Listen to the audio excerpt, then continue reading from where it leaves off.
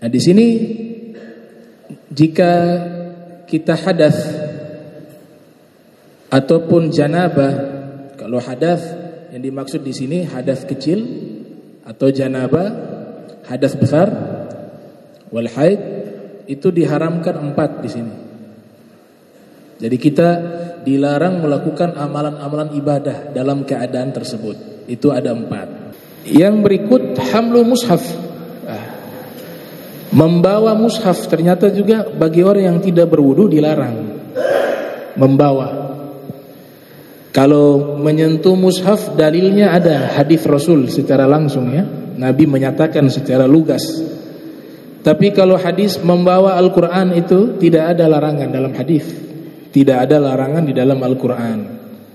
Terus dari mana ulama simpulkan membawa juga dilarang? Kias. Analogi hukum. Namanya kias aulawi. Kias aulawi.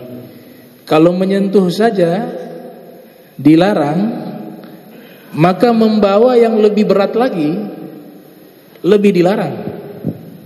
Kita sentuh begini dilarang. Sentuh dalilnya ada. Membawa tidak ada dalil, tapi dari mana ulama menyatakan membawa itu juga dilarang? Kias kepada menyentuh. Kalau menyentuh saja dilarang, sentuh saja dilarang, apalagi bawa. Kalau bawa sudah pakai pegang, pakai angkat, maka lebih lagi asyad. Nah, hukumnya lebih keras lagi, lebih tegas lagi. Nah, kias ini itu fasilitas yang Allah berikan kepada para ulama-ulama. Nggak boleh orang awam. Para fuqaha yang berhak, yang sudah mencapai level mujtahid, mereka yang punya hak veto untuk menentukan kias. Dalam Al-Quran jelas Allah nyatakan, ya ayyuhalladzina amanu ati'ullah wa ati'ur rasul wa ulil amri minkum fa in tanaza'tum fi syai'in farudduhu ilallahi wa rusuli in kuntum tu'minuna billahi wal yawmil akhir dzalika khairun wa ahsanu ta'wila. Wahai orang beriman, taatilah Allah, taatilah Rasulullah dan pemimpin di antara kalian. Sebagian ulama menafsirkan ulama-ulama di antara kalian. Fa in tanaza'tum fi syai'in, kalau kalian masih memperdebatkan suatu hukum yang belum dapat dalilnya, maka kembalikan lagi kepada Allah, Al-Quran. Kembalikan lagi kepada Rasul, yaitu sunnah. Itu namanya apa? Kias.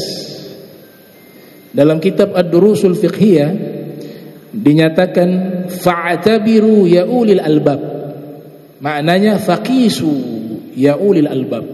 Ambillah pelajaran wahai orang-orang yang berakal, wahai orang-orang yang memiliki ilmu, ambillah pelajaran. Itu diterjemahkan, berikanlah analogi hukum, kias kepada hukum yang tidak didapati. Wahai orang-orang yang berilmu, fas'alu ahla dzikri in kuntum la ta'lamun. Jadi kias itu perintah Allah. Kias itu perintah Nabi Muhammad. Kepada siapa? Kepada ulama-ulama yang levelnya sudah sampai ke level mujtahid. Maka disebutkan di dalam satu hadis, ya Sayyidina Umar bin Khattab, beliau mengatakan, hasyashtu yauma faqabbaltu wa ana shaim. Pada satu hari di bulan suci Ramadan, saya punya jiwa bergejolak. Akhirnya saya cium istri saya dalam keadaan saya berpuasa, wa ana shaim. Ternyata Sayyidina Umar merasakan saya sudah melakukan satu kesalahan. Fa'ataitu Rasulullah, maka saya datangi Rasulullah. Saya mau bertanya status hukum itu, apakah puasa saya batal atau tidak? Fa'ataitu Rasulullah faqultu fa'altu al-yaum amran 'azimah. Wahai Rasulullah, hari ini saya sudah melakukan satu perbuatan yang salah, yang sangat besar. Nabi bertanya, apa yang kau lakukan? Maka dijawab oleh Sayyidina Umar, qabbaltu, saya mencium istri saya, wa ana shaim, sedangkan saya masih dalam keadaan berpuasa. Apa jawabannya Nabi? Nabi mengatakan, ara'aita law tamadmatta bima'in wa anta shaim, bagaimana menurutmu seandainya kau lagi dalam keadaan berpuasa, kemudian kamu kumur-kumur? Ya, kesunahan kumur-kumur di dalam wudu tetap berlaku walaupun dalam keadaan puasa. Atau sederhananya, bagaimana menurutmu jikalau kau ketika berpuasa kau wudu kemudian engkau kumur-kumur? Bagaimana menurutmu? Apakah batal itu? Dijawab oleh Sayyidina Umar, la ba'sa bidzalika. Oh, tidak batal ya Rasulullah. Kemudian Nabi mengatakan, nah berarti sama hukumnya. Sama hukumnya, tidak batal kalau hanya sekedar cium. Di sini Rasul bukan menjelaskan hukum, tapi Rasul sedang menjelaskan metodologi di dalam mengambil hukum. Apa itu qiyas? Nabi membandingkan antara mencium istri dengan kumur-kumur. Berarti yang Nabi ajarkan apa? Metodologi. Ulama ahli sunnah di zaman kita, Profesor Dr. Sayyid Muhammad bin Alwi al-Maliki al-Hasani bahkan menulis satu kitab, satu disertasi khusus berjudul Manhajus Salaf fi Fahmin Nusus. Cara, metode para salaf di dalam memahami nas. Jadi memahami nas itu tidak serampangan. Dia punya undang-undang, dia punya regulasi, dia punya aturan, dia punya metode. Qiyas tidak sembarangan. Mereka harus paham betul ilatnya apa, baru bisa dikeluarkan hukum qiyas. La istihad biwujudin nusus. Tidak boleh beristihad jika di dalam nas sudah tertulis, enggak boleh. Istihad itu hanya berlaku jikalau hukumnya tidak tertulis di dalam Al-Quran dan tidak tertulis di dalam hadis Rasul. Pada waktu itu diizinkan beristihad.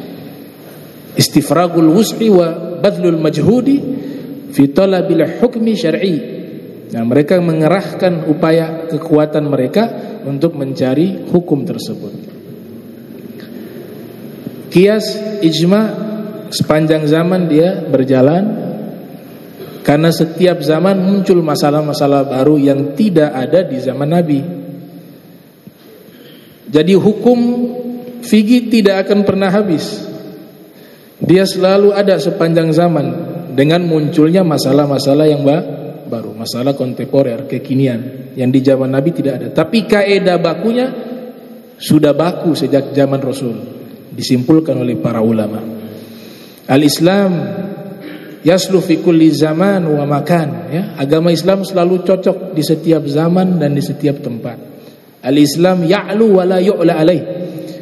Agama Islam agama yang sempurna dan paripurna. Nah, jadi qiyas itu wahyu yang Allah sudah turunkan untuk diterapkan di dalam hukum Islam. Al-Quran, As-Sunnah, Al-Ijma', Al-Qiyas. Nama disebutkan dengan masadir tasri' al-islami al-muttafaqu alaiha. Sumber-sumber hukum Islam yang disepakati oleh seluruh ulama. 4. Al-Quran, As-Sunnah, Al-Ijma' wal-Qiyas. Bahkan ada ulama India, ya, beliau menulis satu kitab. Semua ulama, baik ulama yang di bidang sufistik, ulama yang di bidang fikih, ulama yang di bidang hadis, ulama yang ada di bidang tafsir, semuanya punya aturan, punya metodologi. Beliau ulama India ini bernama Syekh Abdul Aziz Al-Malibar, cucu daripada Syekh Zainuddin Malibar yang menulis kitab Irsyadul Ibad dan kitab Fathul Mu'in. Cucunya bernama Syekh Abdul Aziz Malibar, menulis satu kitab berjudul Maslakul Atqiya wa Manhajul Asfiya, jalannya orang-orang bertakwa dan metodologi para sufi. Jadi sufi saja pakai metodologi, pakai ilmu, pakai aturan. Ya. Kemudian dikatakan di sini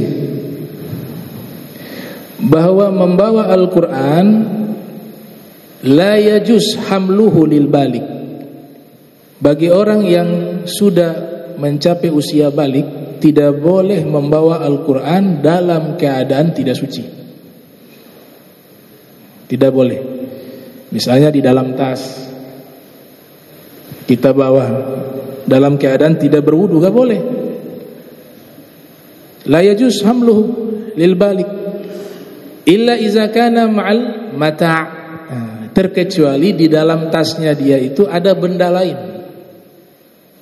Ada benda lain. Mungkin ada buku biologi, buku matematika, atau ada benda-benda yang lain.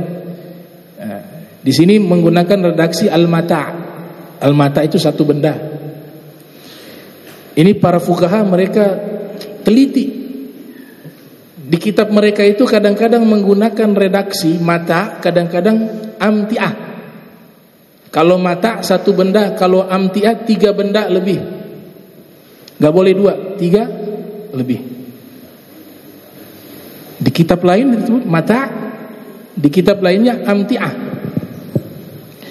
Ternyata ada maksud di situ. Ada maksud. Mereka gak asal-asal nulis begitu, gak. Ada maksud. Makanya ini kita butuh ilmu yang bersanad, sehingga yang di kitab tidak bisa dijelaskan, tapi lewat sanad keilmuan guru ke murid. Di situ dijelaskan. Jadi kalau di dalam tas ada al-mata', satu benda, kemudian di dalamnya ada Al-Quran, kita membawanya dalam keadaan tidak berwudu, kalau bendanya satu, punya satu syarat. Benda yang ada di tas kita itu yang hanya satu harus bisa membawa mushaf.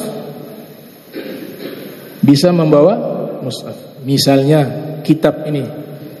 Saya punya kitab ini lebih besar dari Al-Quran pada umumnya. Sekiranya saya tutup ini kitab, kemudian saya letakkan Al-Quran di atas kitab. Al-Quran saya letakkan di atas kitab. Maka saya bisa membawanya.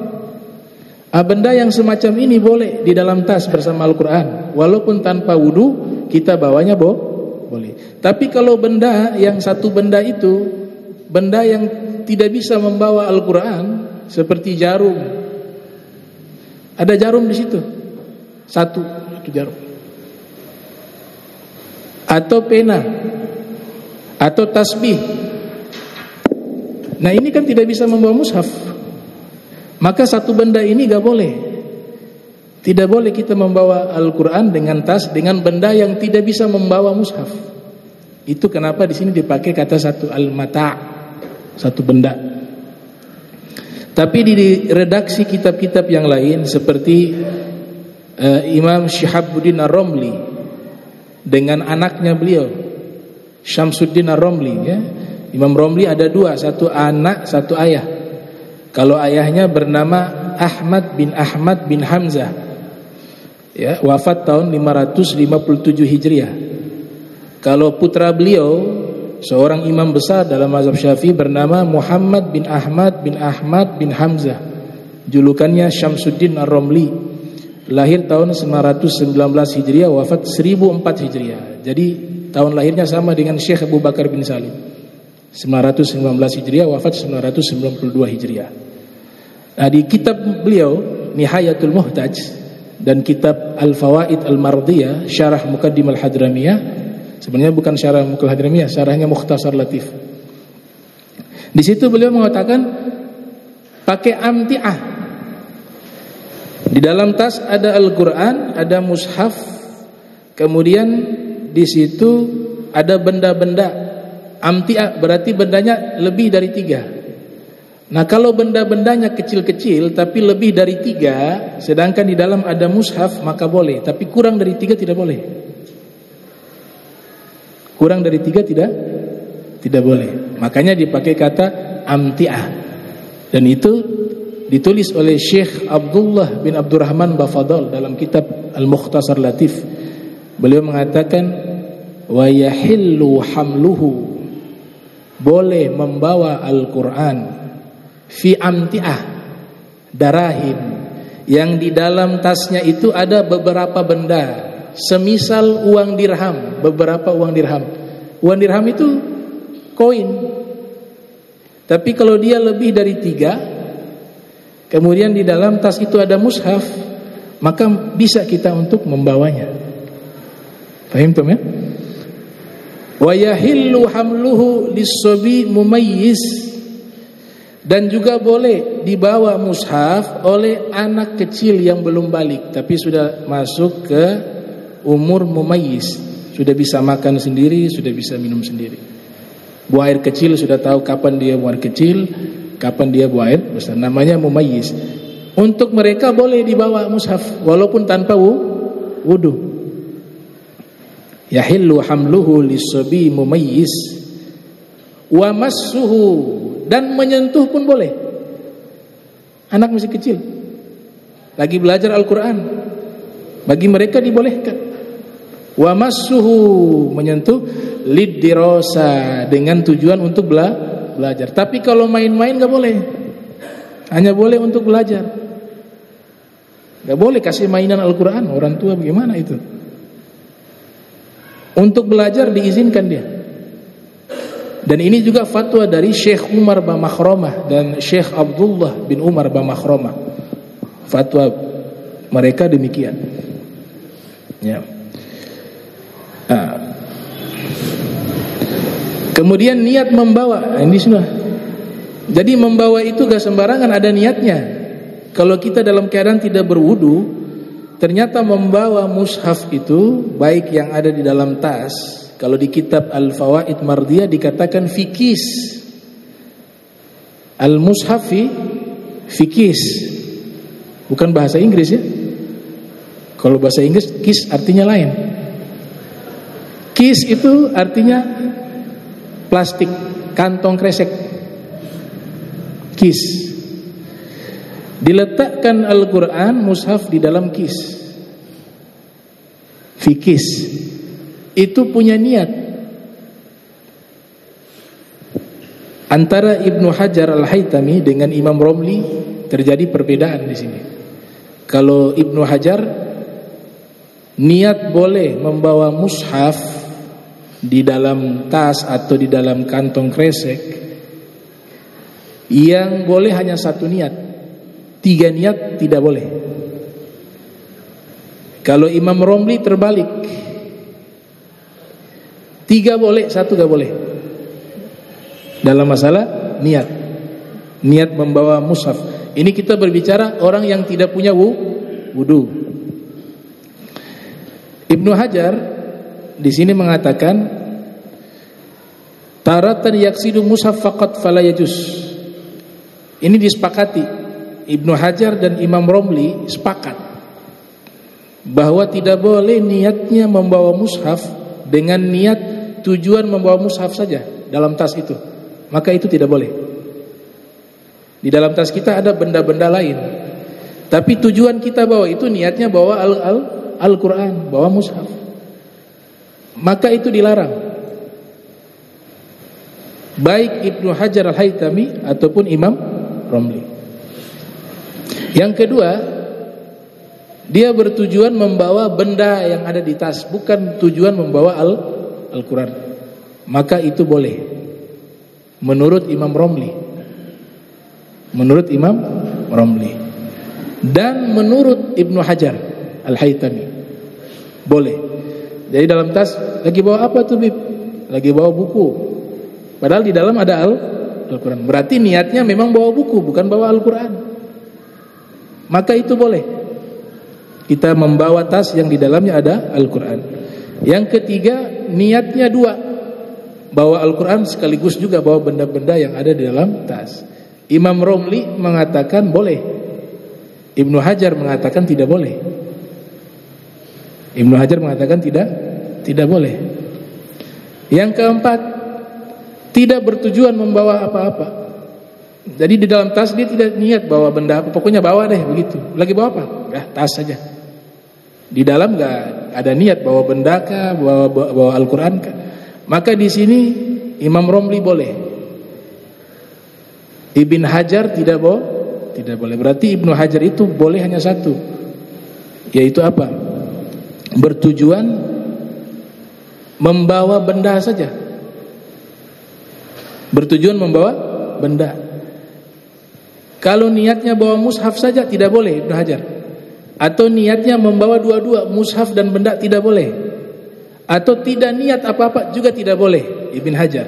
Makanya saya katakan tadi bolehnya satu, tidak bolehnya tiga. Kalau Imam Romli terbalik, yang tidak boleh hanya satu, membawa tas yang niatnya dia hanya berniat membawa mushaf, tidak boleh. Tapi kalau niatnya membawa mushaf sekaligus juga dengan benda-benda yang di tas boleh. Atau membawa mushaf sekaligus ya, membawa benda-benda saja niatnya juga boleh. Atau tidak niat apa-apa, membawa apa-apa juga boleh. Nah, itu perbedaan antara Imam Romli dan Ibn Hajar. Masail fi masil mushafi wa hamlihi, ya. Ada beberapa masalah terkait menyentuh mushaf dan membawanya. Yajuz hamlul mushafi wa mashu lisabi al-mumayyizi lid-dirasah faqat 'inda Ibn Hajar wa Romli wa yajuz 'inda Makhramah walau li ghairi dirasah. Yang pertama, boleh membawa mushaf dan menyentuhnya bagi anak kecil yang mumayyiz. Tadi sudah dijelaskan. Anak kecil yang mumayyiz boleh membawa mushaf dan menyentuhnya lidirasah, untuk belajar, faqat saja, untuk belajar saja. Artinya yang selain belajar gak boleh tetap. Mereka hanya diizinkan membawa mushaf ketika belajar. Lidirasa. Ini fatwa dari Ibn Hajar dan fatwa dari Imam Romli dan fatwa daripada Syekh Bamakhramah. Syekh Bamakhramah di sini yang dimaksud ayah sama anak. Yang pertama bernama Syekh Umar Bamakhramah, ayahnya, ayah beliau, dan juga guru dari Syekh Abu Bakar bin Salim. Beliau ahli fikih Yaman di zamannya. Lahir tahun 884 Hijriah. 884 Hijriah. Wafat 952 Hijriah. Beliau punya anak ahli fikih juga, namanya Syekh Abdullah bin Umar Bamakhramah. Lahir 907 Hijriah. Wafat 972 Hijriah. Ya, mengarang dua kitab mazhab Syafi'i mereka. Hasyiah Ibn Hajar Al-Haytami, kitab Tuhfatul Muhtaj, dijelaskan oleh beliau, namanya Hasyiah At-Tuhfah.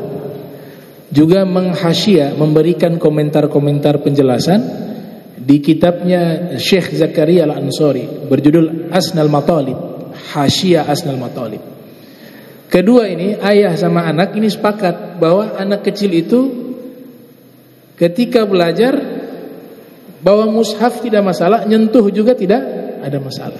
Yang bermasalah lil baligin, orang-orang yang sudah balik. Walaupun dia itu tujuannya belajar, tapi kalau sudah balik diwajibkan dia untuk berwudu kalau dia tidak punya wudu.